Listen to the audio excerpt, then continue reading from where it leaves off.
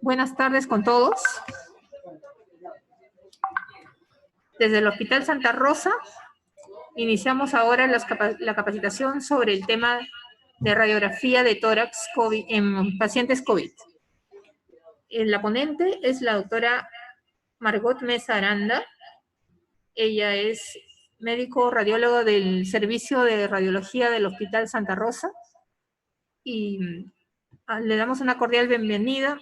Nos va a exponer el tema de radiología, como les dije, y vamos a tener en otra sesión ecografía y tomografía, que también son de mucho interés. Muchas gracias, doctora Mesa. Adelante, por favor.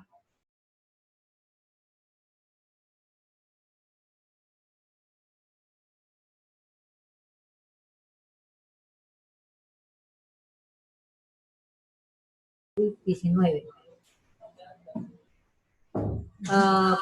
Para los que recién se conectan, el campo de radiología tenemos tres esferas: la radiología convencional, la tomografía y la ecografía. He querido dividirlo en tres partes porque cada una tiene ciertas cualidades peculiares en cuanto al diagnóstico de COVID, y por eso que por ahora comenzaremos con la herramienta más sencilla y la de primera línea en nuestro medio, que es la radiografía de tórax. Aquí tenemos en la pantalla el virus COVID, y ahora pasaremos con la ponencia. Primero vamos a hacer un pequeño preámbulo sobre este virus. Básicamente yo me voy a dedicar al área de imágenes, pero es bueno tener en cuenta ciertas consideraciones. Debemos recordar que la infección se debe a un nuevo virus, el virus SARS-CoV-2. La infección, como recordarán, se comenzó en Wuhan, China, en diciembre del año 2019. A partir de ahí se ha extendido a todo el mundo con una gran rapidez.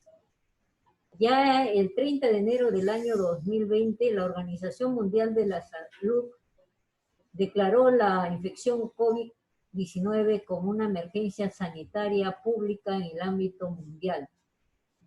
Ya el 11 de marzo fue declarada como pandemia. El 18 de abril de 2020 ya se había reportado más o menos 2.160.207 casos acumulados en todo el mundo. Aquí este pequeño slide lo he sacado de acá, la realidad de acá del Perú, del día 12 de mayo, donde podemos ver la cantidad de personas confirmadas, y también vemos que el día 12 se reporta número de fallecidos 2.057 personas, siendo prevalentes el sexo masculino en un 60% y el femenino en un 39.8%. ¿Y por qué vamos a hablar ahora sobre la radiografía de tórax? Básicamente porque el COVID, este virus, afecta primeramente al área de pulmón. Como ahí pueden ver la imagen, el sistema respiratorio es el primer elemento afectado en los pacientes con COVID-19. ¿Qué es lo que podemos decir sobre la radiografía de tórax? Primeramente hay que recordar que las pruebas víricas siguen siendo los únicos métodos específicos para el diagnóstico. Me estoy refiriendo a la prueba rápida y a la prueba de polimerasa, la prueba de polimerasa reversa. El American College de Radiología no recomienda el uso de radiografía para el diagnóstico de infección COVID-19. Y menciona además que mientras que haya disponibilidad del test de laboratorio, no estaría indicada la radiografía de tórax como despistaje. Por consiguiente, se requiere confirmación mediante los test víricos, incluso cuando los hallazgos sean sugerentes de infección COVID-19.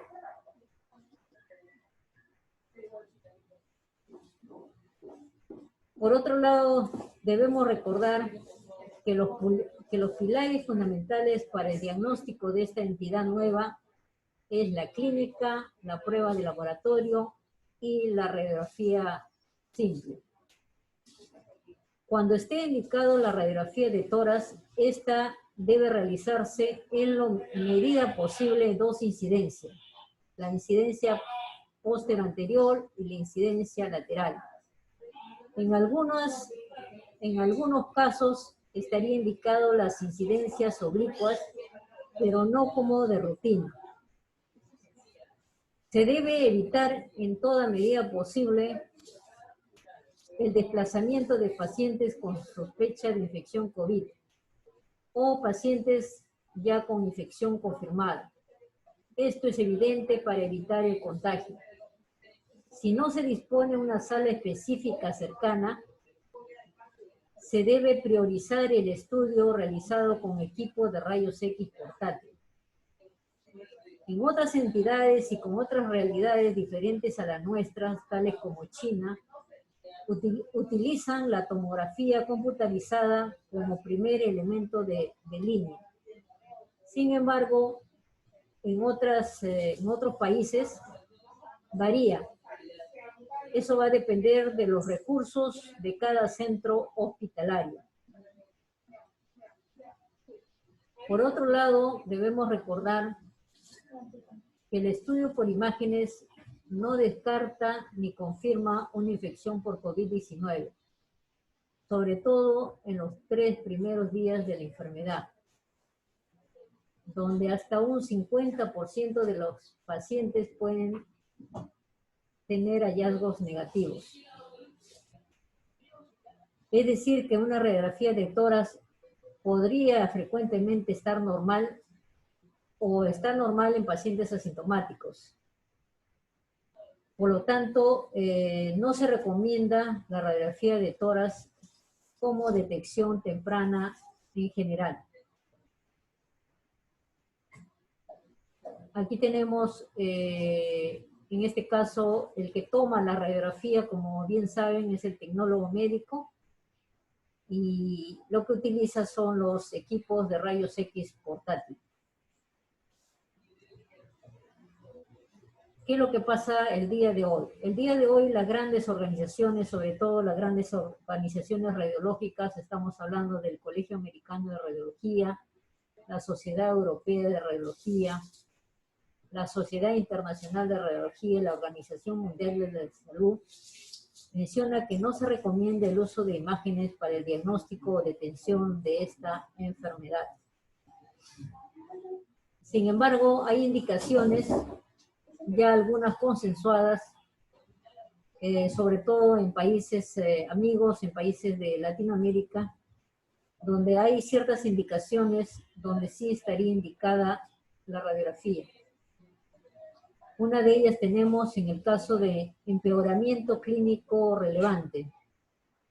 En pacientes graves, con sospecha clínica, en quienes debe tomarse una decisión de su ubicación hospitalaria, ya sea en una unidad convencional, entre comillas, limpia, o una unidad hospitalaria en aislamiento o, entre comillas, infectada. Otra indicación es el estancamiento clínico a la finalización del tratamiento. También mencionan que otra indicación sería la dificultad para obtener las pruebas de laboratorio y sobre todo, siempre y cuando estos sean negativos y que el estado clínico lo amerite.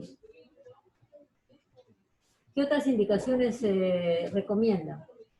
Recomiendan en pacientes con otra patología clínica, pero con sospecha o duda diagnóstica de ser positivos, y en los que se requieren una toma de decisión terapéutica inmediata y un diagnóstico inmediato para elevar la protección de los profesionales intervinientes, llámese cirugía, técnicas, intervencionistas. Otra indicación son pacientes que han estado con un cuadro clínico grave, ingresados en la unidad de cuidados intensivos, que al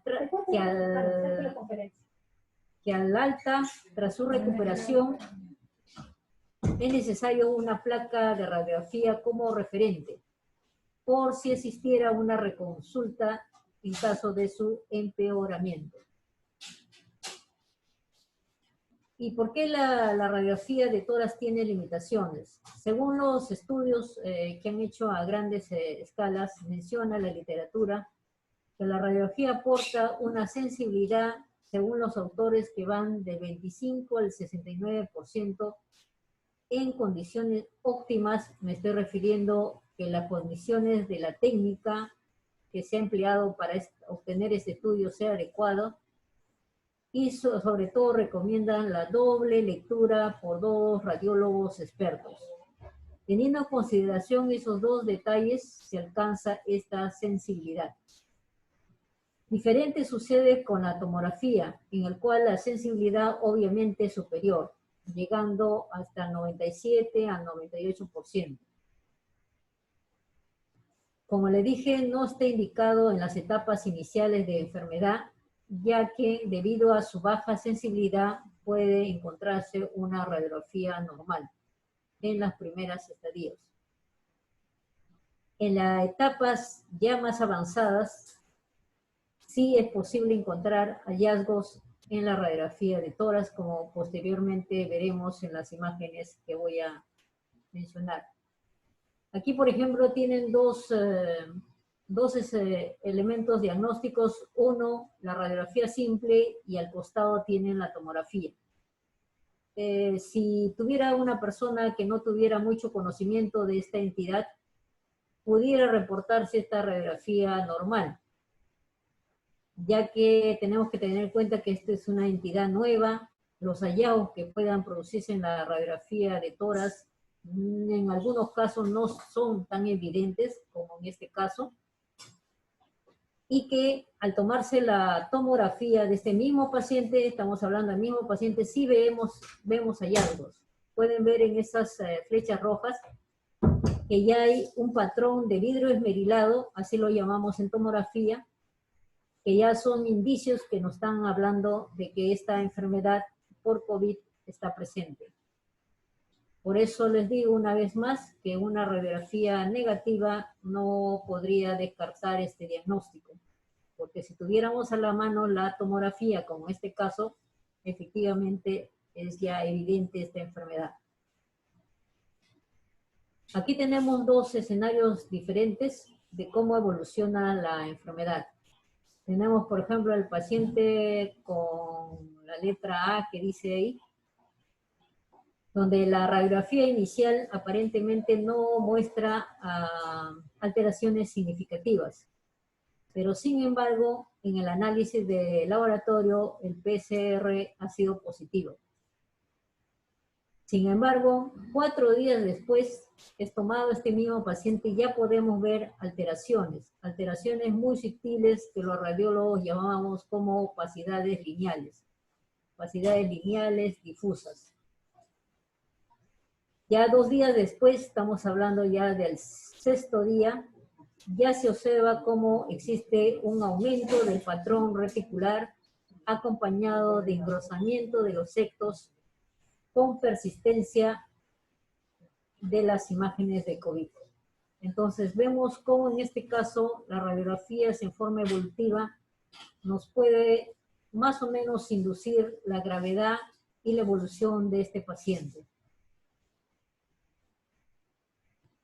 Aquí tenemos otro para remarcar muy bien la baja especificidad que tiene la radiografía, ¿no? Tenemos 2 escenarios distintos, una la radiografía de tórax convencional y otra la radiografía.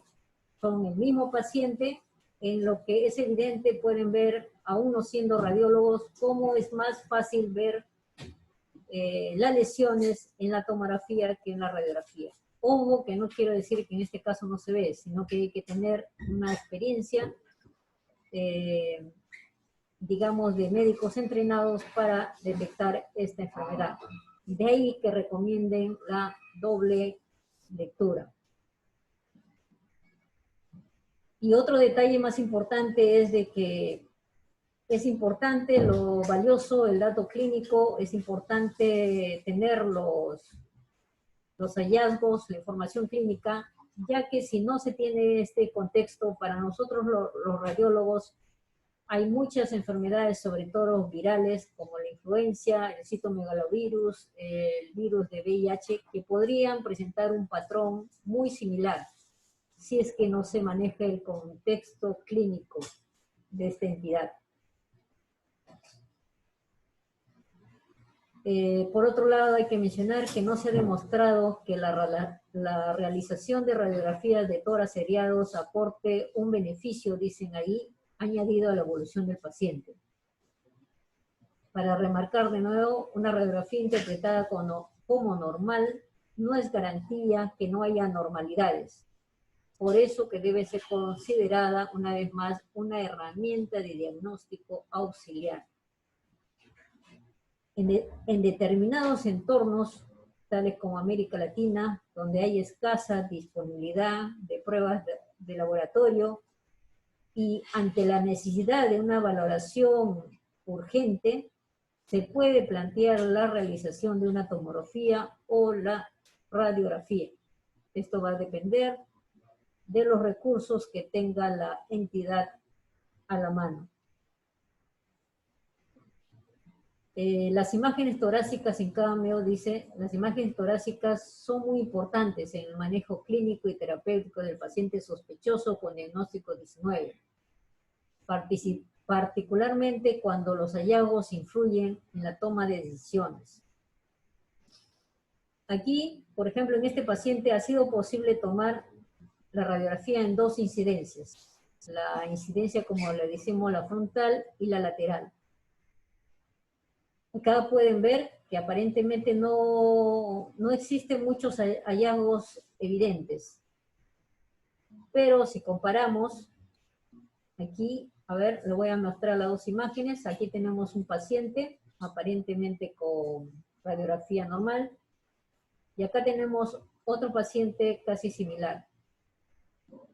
Para que vean que si le hubiéramos tomado solo la radiografía frontal, podríamos haberlos informado como normal. Si vamos a correlacionar con la anterior, prácticamente diríamos que se asemeja, son similares, y que aparentemente podría ser informado como normal. Sin embargo, en la radiografía lateral, acá, ahora váyanse a la radiografía lateral, esta es la primera y esta es la segunda, existe un aumento de densidad, lo que los radiólogos llamamos el área, acá el área retrocardíaca, así en términos más sencillos, digamos, es más oscura, más negra. Sin embargo, en la otra radiografía ven que esa área oscura, negra, se ha perdido. Está ocupando. El espacio que estaba acá ha sido ocupado. Toda esta área, si uno ya le pone a ver más meticulosamente, toda esta área está ocupada. Esto se debe que en este caso, en este paciente, la invasión de la enfermedad pulmonar está hacia los lóbulos posteriores. Por eso es que no lo vemos en la radiografía de tórax frontal. Y sí se evidencia en la radiografía lateral. Este es uno de los casos a tener en cuenta. Acá tenemos, esta es una tienda de campaña, esta es una radiografía como en algunos hospitales se están tomando. Estamos hablando esto del Hospital 2 de Mayo, que me prestaron estas imágenes. Así se están tomando, esta es nuestra realidad. Están tomando los pacientes COVID en la carpa. Ahora sí vamos a dirigirnos a lo que nos compete, al diagnóstico radiológico. Dentro de ellos, para interpretar estas lesiones pulmonares, han descrito cinco patrones que es muy útil al radiólogo para interpretar estas imágenes. Básicamente voy a tratarlo de hacerlo lo más sencillo para personas que, digamos, no conocen los términos radiológicos, pero nosotros los dividimos así. La primera hallazgo que vamos a encontrar es una opacidad focal. Una opacidad focal que se define con un aumento de densidad de los márgenes algo definidos, aunque menos de densidad que un nódulo. Posteriormente tenemos lo mismo, una opacidad focal, pero de menos intensidad. Si ustedes pueden ver, hay un rango de diferencia muy mínimo. entre una opacidad focal y una tenue opacidad focal. Por eso que dice acá, se parece la una al número 1, pero menos evidente. Después tenemos otro patrón, que a diferencia de los demás, se caracteriza porque ya no es focal, sino que abarca un área mayor. Por eso que dice aumento de densidad difusa. Es más extenso que la número 2.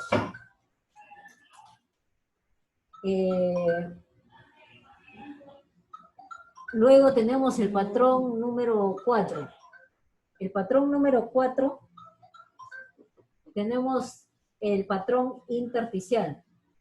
Dentro del patrón intersticial tenemos dos patrones, un patrón focal y un patrón difuso. Básicamente acá se manifiesta radiológicamente como imágenes lineales y como un refuerzo peribronquial. Y por último hablamos de un patrón alveolo intersticial o patrón mixto, que tiene componente alveolar y que tiene componente intersticial, que vendría a ser, como pueden ver, una combinación del patrón 1 con el patrón 2 o el patrón 2 con el patrón 4. Esto básicamente lo vamos a ver en las imágenes. Aquí está mejor, creo, explicado para aquellos que no entiendan los términos. Acá tenemos el patrón 1, que se caracteriza como una opacidad focal. El patrón 2, como le digo, casi es parecido al 1, pero de menor densidad. El patrón 3 ya no es focal, es más extenso que el patrón 2. El patrón 4, que está acá, es un patrón intersticial, que en este caso es focal y puede ser difuso. Y el último patrón es una combinación de ambos, ¿no? Es un patrón alveolo intersticial, por eso que se ve acá en las imágenes. Este es el patrón 5. Entonces, estas 5 patrones se pueden encontrar en un mismo paciente. Algunos evolucionan solo como el patrón 1 o algunos evolucionan con el patrón 4. ¿Por qué uno evoluciona con un patrón u otro? En realidad no hay una explicación definida, pero tendría que ver básicamente con la inmunidad del paciente, según lo que menciona la literatura. Aquí básicamente para remarcar lo que hemos dicho. Dijimos que había 5 entidades, ¿no? ¿Se lo recuerdan? El 1, el 2, el 3, el 4, el 5. Ahora vamos a hablar del patrón 1, que es la opacidad focal. Aquí miren en la flecha, miren cómo tenuemente, si es que no se tiene una, digamos, una visión panorámica, es una manifestación muy sutil. Toda esta área de acá sería el área con planometría. Es un área que le sigue, se puede decir que está comenzando la afección. Y lo curioso, lo que han visto en los diferentes estudios, porque lo que más han estudiado pues, fue los médicos de China, después España, que estas lesiones tienen predilección por las áreas periféricas. Por las áreas periféricas sí comprender los 2 tercios inferiores, ya sea del pulmón derecho o el izquierdo. Entonces, dentro del patrón 1 tenemos acá una opacidad focal. El patrón 2, como les dije, es lo mismo, pero de menos densidad. Aquí tienen. Miren que entre la 1 y la 2 es casi mínima la diferencia. Esta es la 1 y esta es la 2. Esta es la tenue opacidad focal. Ahora viene el patrón. Acá les he querido poner entre las 2 diferencias. Miren cómo la diferencia es casi muy sutil, ¿no? Una opacidad focal, que es la 1, con la 2, que es una tenue opacidad focal. Y acá tenemos la lesión. Entonces, el patrón 1 y el patrón 2. Ahora vemos el patrón 3. En el patrón del 3, ahí como menciona la diapositiva, el compromiso es mayor. Estamos hablando de toda esta área. Y la densidad es más difusa. Si comparan el área superior de los 2 tercios, es muy diferente a esta parte inferior. Como digamos, las áreas negras es más acá y acá hay más áreas blancas, para así decirlo. Aquí tenemos lo mismo, pero en este caso sí fue posible tomarle la incidencia lateral. El área donde menciona la flecha es el área comprometida. Ahora pasamos al patrón 4, que es la manifestación de un patrón intersticial. En este paciente, por ejemplo, no ha evolucionado con el patrón 1, que era la opacidad focal, y se ha manifestado como de frente como patrón intersticial, en este caso como un patrón intersticial focal. Ahí donde señala la imagen verde está el patrón intersticial. Y de ahí tenemos lo que dijimos, el patrón 4 también, pero patrón intersticial difuso. Este obviamente, así no siendo radiólogos, podemos decir de que algo está pasando, ¿no? Vemos que ya no se ve el parénquima pulmonar, casi todo está tomado, ciertas áreas nada más que por de acá que están respetadas, el resto todo está tomado. En este caso estamos hablando de un patrón intersticial difuso. Y por último, el último patrón, que es el patrón alveolo intersticial, donde vamos a encontrar los dos elementos, el patrón alveolar, que vendría a ser esta tenue opacidad, o llámelo manchita, y esta tenue líneas, que es el patrón intersticial. Entonces, como podrán ver, hay que tener bastante curiosidad, bastante experiencia para el diagnóstico de esta entidad. Ahora, así como vimos, todas las imágenes que hemos visto están catalogadas como lesiones muy sugestivas y muy probables de COVID. Y por eso ahora pasaremos a hablar como las lesiones que no son sugestivas de COVID, o sea, las que no estarían muy lejanas así de ser consideradas como COVID. Y dentro de ellas tenemos básicamente la consolidación focal única, que estaría representada como 6. Son imágenes consolidativas. Después tenemos las adenopatías, tenemos el derrame pleural y tenemos la forma nodular. En estas 4 entidades que estamos nombrando, si es que vemos en la radiografía alguna de estas entidades, podríamos decir con certeza de que no estamos frente a un paciente COVID. El hecho de encontrar derrame pleural no es característico de paciente COVID. Si bien se reporta alguna obturación del ángulo costofrénico, puede ser, pero en casos muy alejados, pero no en derrames pleurales evidentes. Igual, el hecho de encontrar adenopatías tampoco son hallazgos sugerentes de COVID-19. Aquí tenemos, por ejemplo, en esta imagen, acá tenemos una lesión consolidativa. Si vemos esta radiografía, no podemos hacer el diagnóstico de COVID porque efectivamente ya los patrones que he mencionado anteriormente no concuerdan ninguno con esta lesión, que es consolidativa. Acá tenemos también el aumento de ambos cilios pulmonares, tanto derecho e izquierdo. Miren cómo están aumentados. En este caso tampoco se habla de paciente COVID. No es una imagen típica para el diagnóstico de COVID. Aquí está lo que les decía, el derrame pleural. Si bien en algunos casos se reporta derrame pleural, pero mencionan que no se define como aquella curva que nos enseñaron en premédica como la curva de Damasó. Generalmente es una tenue obturación del ángulo costofrénico nada más, pero no es un derrame evidente, como se ve en este caso. De acá tenemos otra lesión que no es sugestiva de COVID, que es la presentación de nódulo pulmonar, ¿no? Entonces, si se pueden comparar con las imágenes que tuvimos anteriormente, esta es una lesión más definida, con bordes bien precisos, que estamos hablando de un nódulo pulmonar. También otro dato muy importante es que tenemos que, en la medida posible, se debe comparar los volúmenes pulmonares. En este caso, un paciente que llegó, digamos, al inicio con síntomas recién iniciales, y después acá tenemos, después de su evolución, como básicamente evolucionó con un patrón alveolo intersticial. El mismo paciente en diferentes tiempos. Ahora nos vamos a ir sobre el informe radiológico. ¿Cómo vamos a interpretar? Ya hemos visto las lesiones que pueden tener, ahora vamos a ver cómo vamos a hacer el reporte radiológico. Primeramente, para reportar las lesiones tenemos que hacernos un esquema. Básicamente aquí tenemos es un patrón, que este patrón procede de la Sociedad Española de Radiología. donde básicamente para hacerlo más didáctico mencionan la manera de distribuir, ¿no?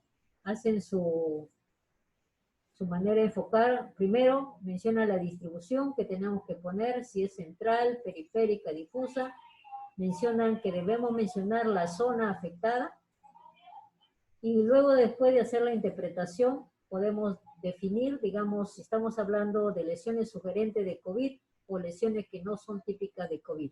Acá está, como les dije, las que no son típicas son derrame, la adenopatía, la fibrosis y los nódulos. Y luego de ahí, de la interpretación, evidentemente viene la conclusión. Entonces, aquí está más detallado lo que le tengo que decir, ¿no? Primeramente hacemos un esquema, derecho-izquierda. Algunos lo dividen por tercios, porque a veces es difícil delimitar por segmentos pulmonares. Por eso que lo más práctico lo dividen en tercios, ¿no? Tercio superior, medio, inferior.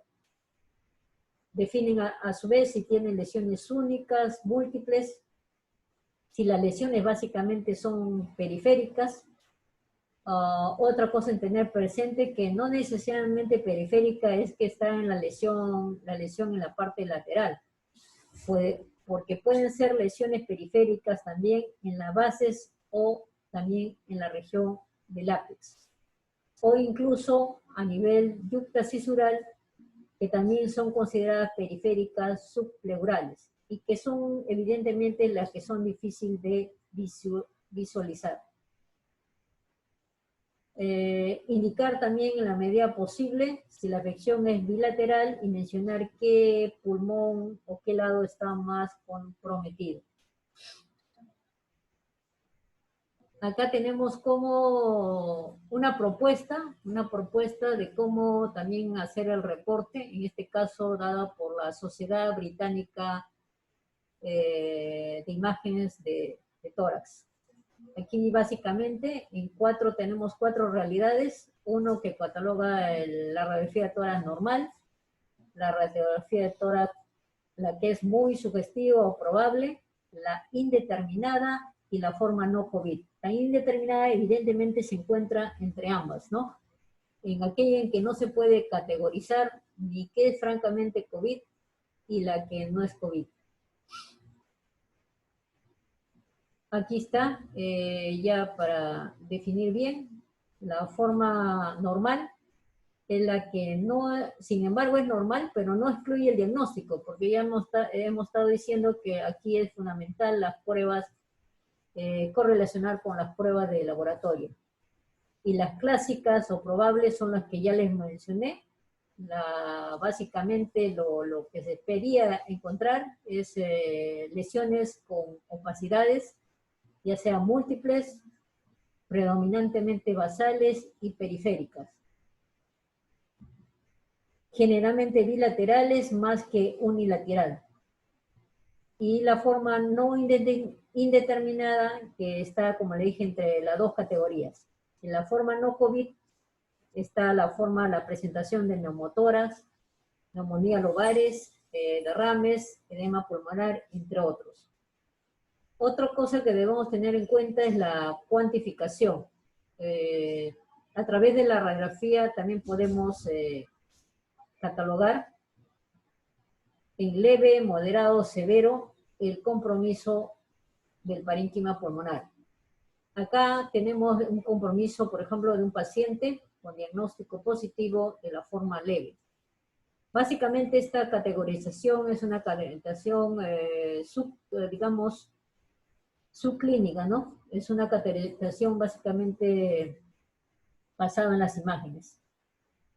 Para así definirla, por ejemplo, acá pueden ver leve es cuando predomina más las áreas radiolúcidas que las radiopatas. O sea, me refiero que el área oscura es más predominante que las áreas claras. Acá, si pueden ver de la parte del ápex hacia la base, tenemos que toda esta área está libre y acá en la base ya se está comprometiendo. Ese es un cuadro leve. Acá en la moderada ya podemos ver que evidentemente el compromiso es mayor, pero todavía ven áreas que están respetadas. Por ejemplo, acá tenemos áreas que están respetadas todavía, de alvéolos que todavía están indemnes. En la forma moderada o severa ya es evidente, ¿no? Como le digo, ya se ve que el compromiso pues ya es mayor. Entonces, si se ve en cuenta, es fácil de determinar los grados por este método. Acá tenemos otro paciente también, que en este caso se presenta tanto el patrón alveolar como el patrón intersticial. Aquí ya para remarcar los conocimientos, igual, para ver las categorías leve, moderado y severo. Acá en inglés, ¿no? Es lo que le decía, más negro que blanco. O sea, que van a haber más áreas negras que blancas. Hay más áreas negras que blancas. Acá, en la forma moderada, más o menos hay tanto áreas negras como áreas blancas. Y la severa es que predominan las blancas sobre las negras. Es una forma más práctica y más sencilla de recordar, ¿no? A uno siendo radiólogo creo que es más evidente de recordar. Y otro también detalle que hay que tener en cuenta es si bien hemos visto estas tres formas de graduación, leve, moderado, severo, también tenemos la escuela italiana, donde dan un score. Esta es la cuantificación de la gravedad de acuerdo a un score italiano. Para ellos dividen el pulmón en 3 segmentos, superior, medio, inferior. La línea divisoria está por debajo del botón aórtico y la otra línea por debajo del hilio pulmonar derecho. Y dividen al pulmón en estos segmentos, A, B, C, D, E, F. Y el score va a variar de acuerdo a las anormalidades que presenten. Así como acá van del 0 hasta el 3. 0, 1, 2, 3. Aquí lo vamos a ver más detallado. Acá está. Por ejemplo, un score de 0, aquí en esta área, es que no hay evidencia de enfermedad. Un score de 1, donde ya se comienzan a ver infiltrados intersticiales. El 2 es de que hay tanto los dos, patrón intersticial como patrón alveolar, pero a predominio del intersticial. Acá tenemos patrón 2, acá también tenemos el patrón 2. Acá ya el patrón 3, pero a diferencia, si bien hay los dos, el componente mayor es el alveolar, en el patrón 3, ¿no? Acá tenemos dos ejemplos de patrón 3. Lo que sí se ha visto es que acá, como pueden ver, los hombres mayores de 50 años y las mujeres mayores de 80 tienden a presentar score mayor o igual que 8. Eso es lo que han visto los radiólogos italianos al generar este tipo de score. Y ahora, en conclusión, el informe, como explicamos desde el inicio, esta es la manera de acuerdo a los hallazgos que encontremos, lo vamos a categorizar, ¿no? Ya sea compatible, altamente sugestivo de COVID, sospechoso de COVID, no concluyente de COVID. Acá es no sugestivo de COVID, ya sea si encuentra una neumonía, si encuentra signos de fallo cardíaco, es no sugestivo. Y lo normal, ojo, normal, pero lo que vemos, hallazgos radiológicos no relevantes, ¿no? Entonces, esta es la manera como uno tiene que concluir cuando hace ya la evaluación final. Y esta es otra escala. Esta es otra escala que permite ver, así como dice acá, la valoración de ingreso o alta del paciente, que los americanos le llaman la escala Ervin. Según esta escala, igual divide el pulmón en tres segmentos, y de acuerdo al número de lesiones, según ellos, van a determinar la cuantificación o gravedad. Así, por ejemplo, si no hay ninguna lesión, como acá, lo catalogan en 0 puntos. Si hay menos de 3 lesiones en un solo pulmón, el puntaje es 1. Acá está 1. Si hay ya más de 3, igual o más 3 lesiones, o en 3 campos, ya el puntaje es 3. Y la forma, si afecta a 2 pulmones, va a variar también el puntaje, ¿no? Acá se puede dar una mezcla entre el 1 más 1 o el 3 más 3. Ya estas son variaciones de ambas. Nada más teniendo la acotación de que se va a aumentar un puntaje si entre los dos pulmones hay 3 o más campos. Y también se aumenta un puntaje de 1 si aparte de lo que hemos descrito hay adenopatías, derrames o signos de consolidación. En general podemos decir que ya encontrar 3 o más puntos es un factor de mala evolución. Básicamente eso. Aquí está lo que hemos dicho, ya en forma más resumida, para los que quieren ya más enfatizar, pero es lo mismo, ¿no? Es básicamente tienen que ver el puntaje en relación a la lesión, a cuántas lesiones ustedes encuentran. Pero ya el encontrar 3 lesiones a más, ya estamos dándole, así como acá dice, 3 puntos. Y si es bilateral, va a depender si aparte de eso encontramos otros hallazgos que incluso ya puede subir a 6 puntos. El puntaje en total va de 0 a 8 puntos. Aquí tenemos igual para recortar, acá tenemos un paciente con diagnóstico altamente sugestivo de COVID. En este caso, si pueden ver, se manifiesta como patrón intersticial, más intersticial que alveolar. Y pueden ver estas líneas que aparecen acá. Está afectando los 3 campos derecho, acá, desde acá, todo el campo derecho y el medio, el inferior izquierdo, y le dan una categorización de 5 puntos. Básicamente, ese es el resumen que he tratado de hacer. Hay mucho más que dialogar, pero básicamente lo básico en la radiografía de tórax, creo que eso es lo que más se puede dar. Si es que se puede, ya se está programando para una exposición también de tomografía, porque también es bien amplia. Y básicamente recordarles, ¿no?, que lo mejor que esto es la prevención.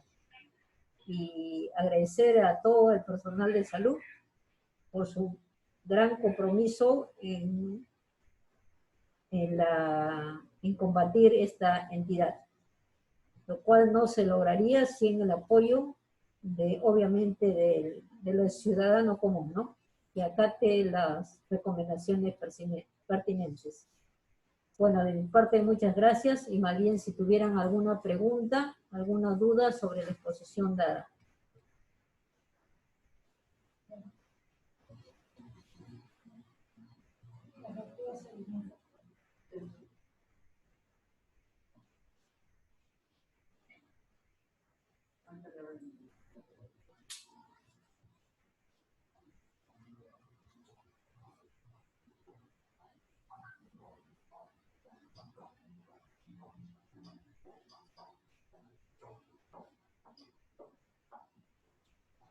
Bueno, buenas tardes.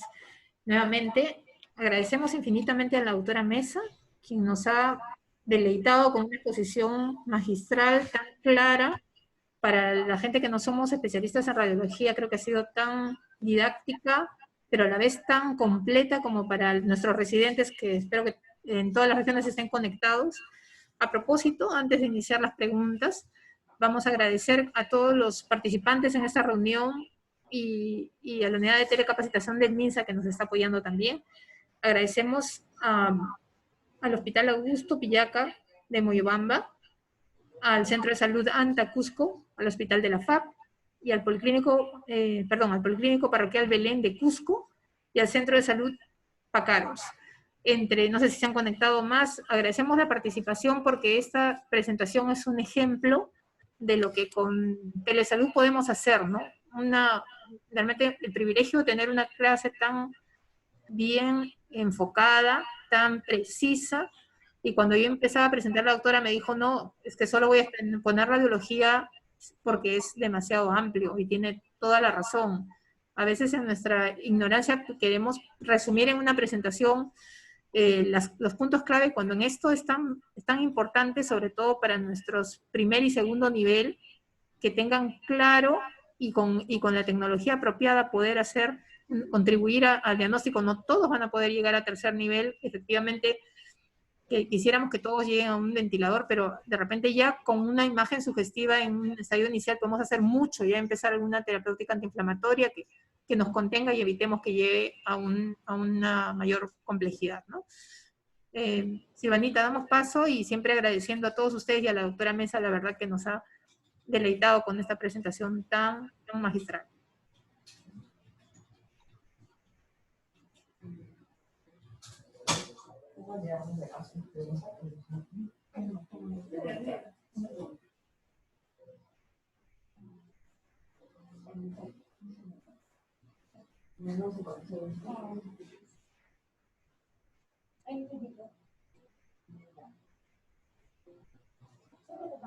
La primera pregunta es ¿en cuánto tiempo debemos de tomar un control radiográfico y si es necesario una radiografía más antes del alta?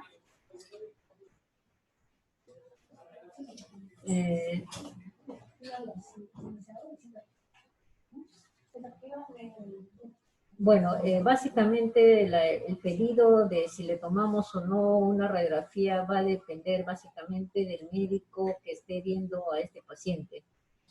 Como vimos en la explicación, básicamente si la evolución clínica no lo amerita, no es necesario tomar radiografía, excepto, como le mencioné, recomiendan en algunos casos tener una radiografía al alta para después, si el paciente, digamos, manifestara después alguna complicación o alguna recurrencia, tener una radiografía básicamente de control. Pero eso va a depender, como le digo, del clínico o tratante, en este caso del médico intensivista. Pero si no es pertinente, si el cuadro clínico no lo amerita, no necesariamente se debería tomar una radiografía.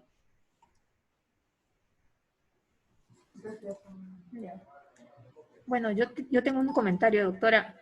En realidad, la riqueza de las manifestaciones nos hace muy difícil, o sea, podemos tener una claridad más o menos en lo que debemos esperar, pero recalcar lo que usted dijo, ¿no? O sea, no solo, eso tiene que ir aunado primero a la clínica, a la sospecha clínica epidemiológica de lo que... Epidemiológica, bueno, lo tenemos más fácil, ¿no? Porque la verdad que ya estamos en fase comunitaria, debemos sospechar de cualquier paciente con un síndrome respiratorio, o inclusive que no haya tenido un contacto que hayan identificado, ¿no?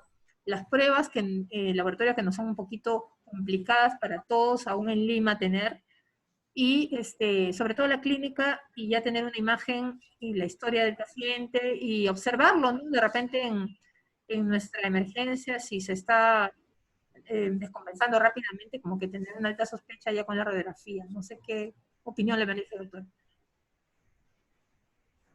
Sí, evidentemente lo que usted dice es muy cierto, ¿no? Tener en cuenta pues que lamentablemente a veces la teoría, lo que aconsejan, es diferente al contexto de cada ambiente hospitalario.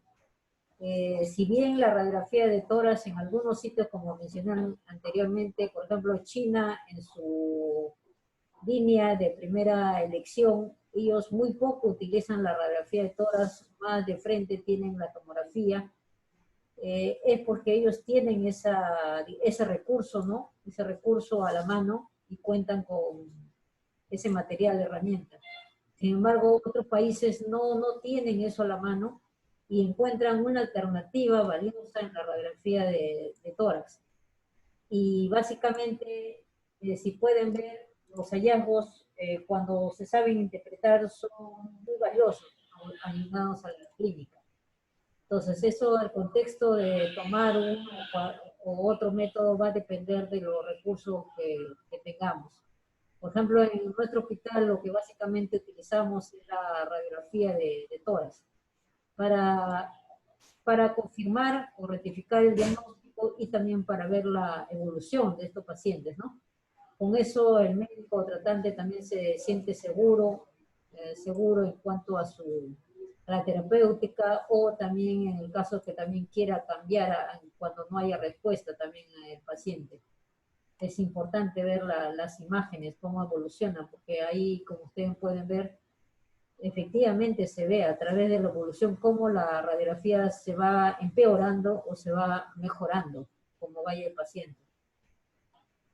Sí, doctora, se animaron a hacer algunas preguntas más. Hay una que está dividida en dos partes. Nos dicen de Cajamarca que en pacientes asintomáticos con IgM positivo para COVID, obviamente, es necesario tomar una radiografía o una tomografía. Y dice que la pregunta es porque en Cajamarca están tomando tomografías de tórax, o sea, tomografías computarizadas a pacientes positivos asintomáticos, manifestando que si sale sin lesiones fue un falso positivo de IgM. Ya.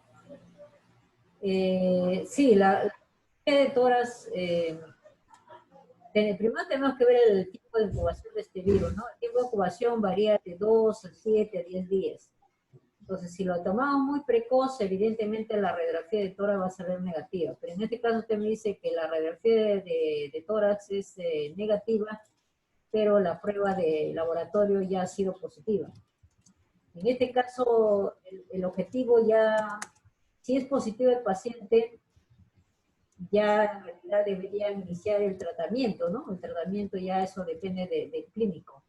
Pero en ese caso ya no sería objetivo de tomarle una tomografía, porque ya, salvo que tengan, digamos, estén pensando que la prueba de laboratorio no sea, ¿cómo le puedo decir?, específica para este caso. Pero si confían en la prueba de laboratorio que es positiva, tienen una radiografía que es negativa, ya no sería conveniente tomarle la tomografía.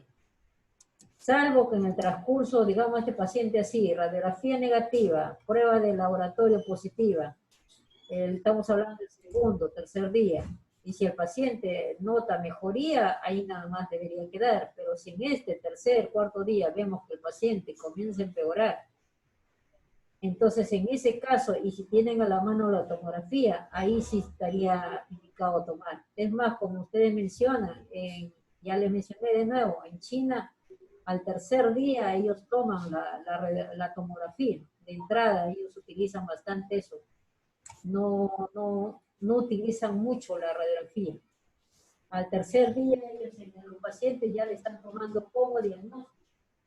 Porque como pueden decir, lamentablemente a veces las pruebas diagnósticas se acaban, son muy difíciles de conseguir. Entonces, otra herramienta, por eso que en estas imágenes tiene un fuerte apoyo. En caso de no tener pruebas de laboratorio, y si tienen a la mano la tomografía, ellos están utilizando la tomografía. Porque pueden ver que al segundo o tercer día los hallazgos son son positivos con la tomografía.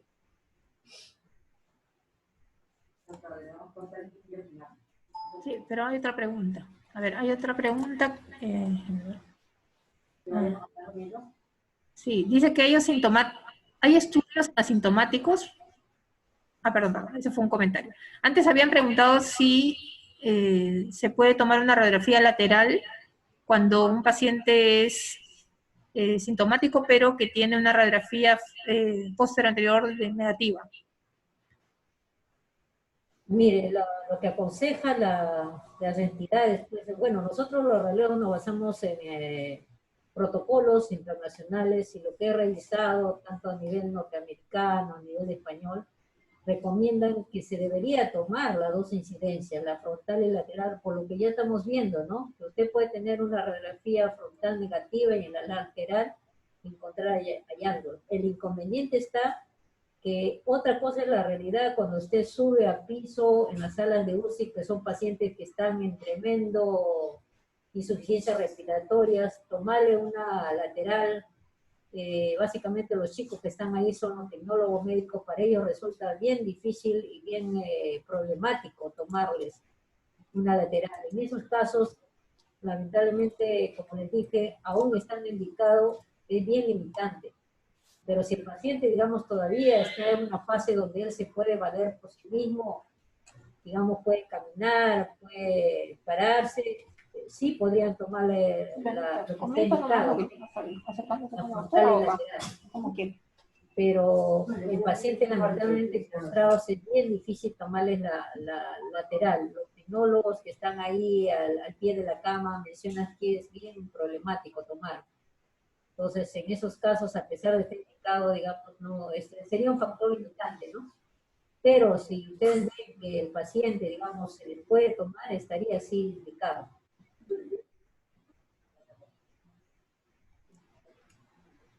Ya. Sí. Señor Iván, ¿ya puede opinar? Buenas tardes con todos ustedes. Muy buena la exposición, doctora. Quisiera dar algunas opiniones acerca de lo que está mencionando, ¿no?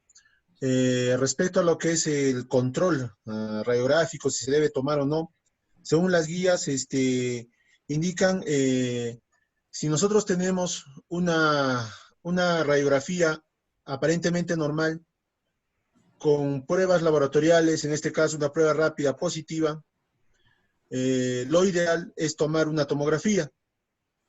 Ahora, en pacientes hospitalizados, si vemos que, si necesitamos, la pregunta era, si necesitamos controles en un paciente hospitalizado, no sé cuál es su comentario respecto a que hay guías que indican que un control ecográfico incluso sería factible realizar o útil para ver la evolución de estos pacientes. Controles radiográficos ya teniendo una tomografía inicial no serían tan indicados, pero sí, dependiendo de la evolución del paciente, al final de haber realizado un tratamiento, y ya cumpliendo más de 10 días el paciente hospitalizado, podríamos realizarle una tomografía de control para ver si hay mejoría o no.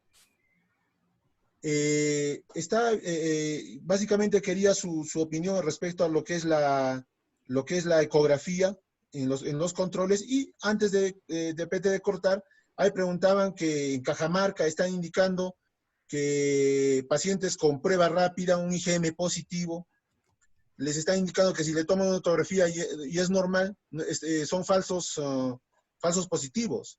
Lo que podríamos estar encontrando en estos pacientes es que teniendo una prueba diagnóstica positiva con una tomografía aparentemente normal, estaríamos hablando de repente de una fase inicial de la enfermedad, donde todavía pues la cascada inflamatoria, todo lo que compromete a lo que es el COVID todavía no se está manifestando. Entonces nosotros no podríamos decir que es un falso positivo.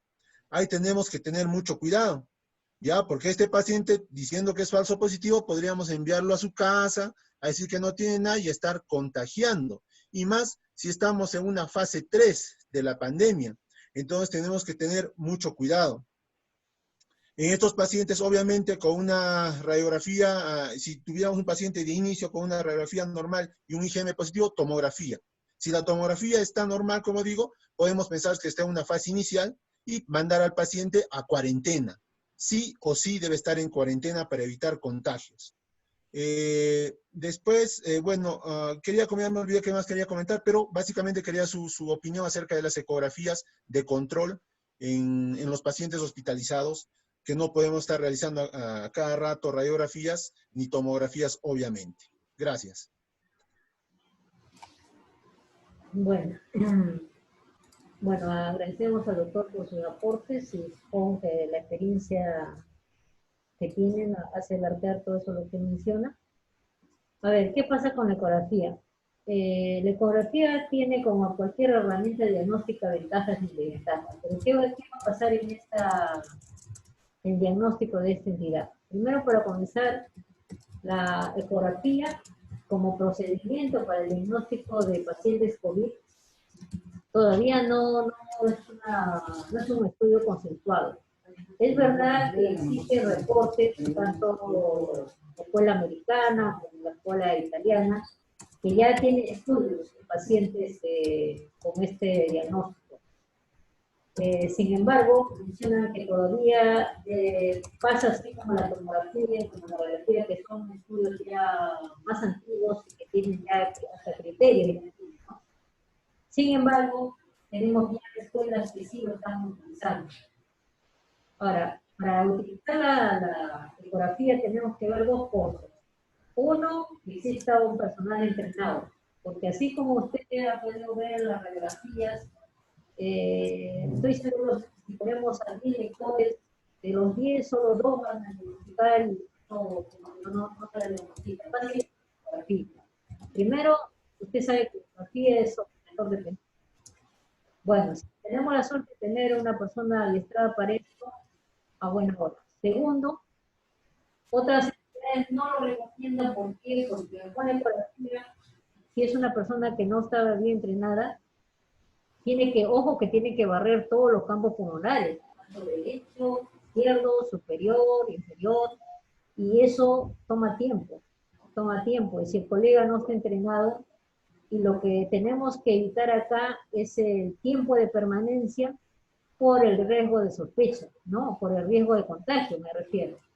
Entonces, hay algunos colegas que sabiendo la herramienta de la ecografía, esto básicamente le diré, doctor, que prefieren tomarle la tomografía a estar haciendo ecografía, básicamente por el problema de contagio. Porque ahí usted tiene que entrar a esos pacientes que sí son positivos, usar todo su material de protección y comenzar a hacer la evaluación de este paciente. Pero, como le digo, va a depender de la entidad, ¿no? Si en su institución lo toman esto como parámetro, bueno, ya va a depender. Pero sí, los hallazgos que se encuentran en los pacientes que se han hecho, los pocos estudios que hay en pacientes que han hecho de ecografía, en pacientes COVID, efectivamente, así como han mencionado los hallazgos de radiología, también hay hallazgos que nos permiten decir que son, digamos, muy sugestivos de pacientes COVID. Eso no lo estamos discutiendo, sí, también hay. El riesgo está eso, como le digo, el riesgo de contaminación, el riesgo de operador dependiente, riesgo de saber localizar bien las lesiones, ese es el inconveniente. Pero si no hay ninguno de esos factores y la persona lo domina, ya es cosa, como le digo, que ya cada institución lo tiene que ver, ¿no? Eso sí es muy importante. Y el otro, según mencionan, esto lo están evaluando. Que yo sepa, todavía no está así consensuado la ecografía. Sí hay reportes. Es más, hace poco también la Sociedad de Radiología ha dictado una charla específicamente de ecografía. Pero, como le digo, en esto estamos en camino, ¿no? Como usted mismo sabe, es una entidad nueva, los hallazgos también son nuevos y esto va a ir variando. Va a ir variando a medida que avance la enfermedad. Es más, no sabemos si estos pacientes que van a dar de alta ya no sabemos si ya son curados o puede ser pasa un tiempo y vuelvan a hacer la enfermedad. Puede ser que este virus mute y puede ser que el paciente haga otra recurrencia. Todavía son cosas que está ahí, una cosa como dice en la teoría y otra cosa en la práctica, ¿no? Esas cosas que ya lo vamos a ver a medida que se vean los casos de pacientes, ¿no? Van a ir avanzando y de acuerdo a eso ya es muy seguro que se van a sacar nuevos contextos en cuanto a la evolución. Pero sí, la ecografía es un elemento útil, como le digo, pero hay que tener muy en cuenta el operador dependiente. Eso sí, es el consejo nomás que le podría dar.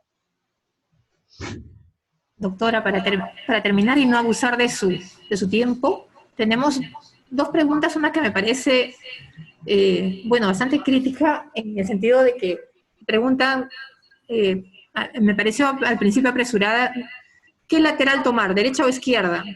Pero la verdad que también en el contexto de COVID, cómo toma ambos pulmones, la respuesta de la clínica es la que te manda, no necesariamente puede ser la acertada. No sé cuál es su opinión, doctora, de qué lateral. Y la última pregunta, que también me imagino que se refiere a cuando se negativizan los signos en los pulmones. Dice, si el pulmón puede recuperar la función normal, que no sería una pregunta dirigida a la doctora porque ella es radióloga, pero de repente sí, cuánto demoran las imágenes en evolucionar o hasta de lo poco que se está viendo hasta ahora, ¿no? Ya. En cuanto a la radiografía lateral, primero tenemos que ver dos contextos. Si usted toma la radiografía lateral si toma la radiografía, digamos la radiografía frontal y sale negativa, entonces indudablemente queda la duda si le tomamos la derecha o la izquierda. Eso es lo que creo que el colega trata de decir. En este caso habría que ver, bueno, si hay alguna sospecha clínica, ¿no? Ya en la evaluación clínica, si hay algo que le llame la atención al médico, ahí podría ser un dato. Si él le llama a la derecha, le tomará la derecha. Ahora, el contexto puede ser que igual no le parezca ninguno, ¿no?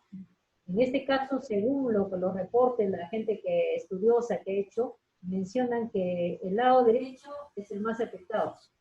Entonces, si nos basamos en probabilidades, tendríamos que tomar el derecho. porque no habría forma. La radiografía lamentablemente no, solo menciona un lado, no menciona el otro lado. Por eso es que también la tomografía tiene, digamos, más alcance, porque la tomografía le permite abarcar, digamos, todos los campos pulmonares, ¿no? Y necesita usted tomarlo de un lado que del otro. Entonces, había esa posibilidad, ¿no? Entonces, tomarle la radiografía y de ahí la radiografía lateral derecha. Y ya si es que pueden, tendrían que tomar a la izquierda, pero ya si en la derecha, yo creo que basándonos en el estudio probabilístico, que más lesiones me encuentran en la derecha, yo creo que ahí nada más debería quedar, ¿no? Y esperar la prueba de laboratorio. Ahora, en cuanto a la mejoría, en cuánto tiempo una radiografía, digamos, en este caso, si la evolución es favorable, ¿no? En algunos casos, si es ya un compromiso severo, se ha visto muy pocos casos que se revierten las radiografías. Lo que sí estamos hablando de pacientes que tengan una categoría de leve a moderada. Una categoría leve a moderada, para encontrar ya una radiografía normal, estamos hablando de un promedio de 8 a 10 días, básicamente para encontrar ya que las lesiones, entre comillas, desaparezcan, ¿no? Básicamente es eso. Bien, doctora, la verdad que hay sobre la evolución de las imágenes nada más, no sé cuánto tiempo le toma, digamos, al paciente, creo que varía de acuerdo al cuadro, a la gravedad. Sí, varía, como le digo, en cuanto a la evolución de las imágenes. Por eso que básicamente algunos, los clínicos, sobre todo a medida que vayan viendo la evolución de los pacientes, requieren su toma de radiografías. Pero básicamente los estudios que se ha hecho, desde el inicio que el paciente comienza hasta que termina, básicamente es, por ejemplo, un caso leve. Un caso leve que tengamos, le hacemos el seguimiento, ya por lo menos al sexto día, séptimo, ya debería su placa ya haber disminuido. Eso es en estudios generales, ¿no? Pero todo va a depender de la evolución del paciente. Puede ser que comience como leve, pero pase a moderado. También eso habría que verlo. Sí, doctorita.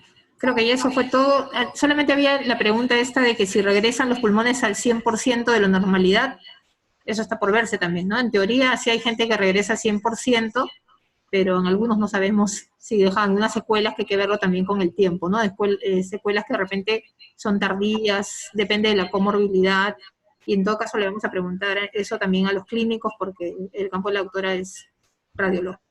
Bueno, la verdad que ha respondido a todos, inclusive nos ha dado una clase maestra de que sí, efectivamente las cosas hay que aterrizarlas en base a nuestra realidad, que la tomografía muchas veces es una opción para, dada la escasez de equipos de protección personal para no exponer a los colegas, y bueno, ¿no? Hay que contextualizarnos en base a la realidad y a lo que tenemos, el cuadro que te presenta el paciente. Doctora, le agradezco infinitamente, creo que todos han quedado súper contentos con su charla, ha sido de primera, y la comprometemos para las siguientes exposiciones, abusando de su capacidad docente, sobre ultrasonografía y sobre tomografía. De acuerdo a los tiempos, le vamos a ir comunicando cuando la doctora tenga tiempo con toda su recargada labor que tiene en el momento. Muchas gracias a todos los participantes y le vamos a estar notificando la próxima reunión, que será el día de mañana. Gracias.